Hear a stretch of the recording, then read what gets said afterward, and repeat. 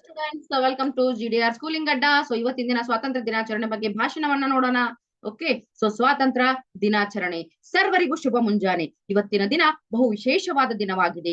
ಈ ವಿಶೇಷ ದಿನದ ಬಗ್ಗೆ ಮಾತನಾಡಲು ಅವಕಾಶ ನೀಡಿದ ನನ್ನ ಗುರುಗಳಿಗೆ ಧನ್ಯವಾದಗಳು. ನಿಮ್ಮೆಲ್ಲರಿಗೂ ತಿಳಿದ ಹಾಗೆ ಇಂದು ನಾವು ಸ್ವಾತಂತ್ರ್ಯ ದಿನಾಚರಣೆಯನ್ನ ಆಚರಿಸಲು ಇಲ್ಲಿ ಸೇರಿದ್ದೇವೆ. ನಮ್ಮ ಭಾರತ ದೇಶವು ಆಗಸ್ಟ್ 15, 1947ರಂದು ಬ್ರಿಟಿಷರ ಆಳ್ವಿಕೆಯಿಂದ ಸ್ವತಂತ್ರ ಪಡೆಯಿತು.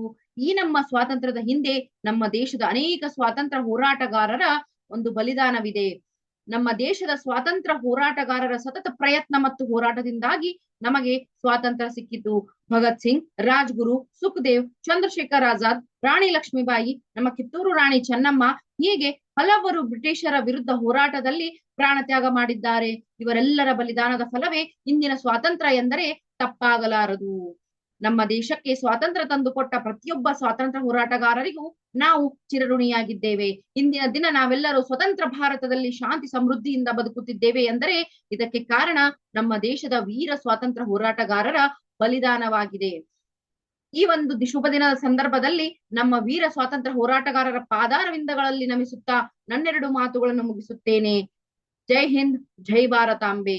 ಇಷ್ಟು ಹೇಳಿ ನಿಮ್ಮ ಭಾಷಣವನ್ನ ಮುಗಿಸಿ ಅಡ್ವಾನ್ಸ್ ಅಲ್ಲಿ ಎಲ್ಲರಿಗೂ ಸ್ವಾತಂತ್ರ್ಯ ದಿನಾಚರಣೆಯ ಶುಭಾಶಯಗಳು.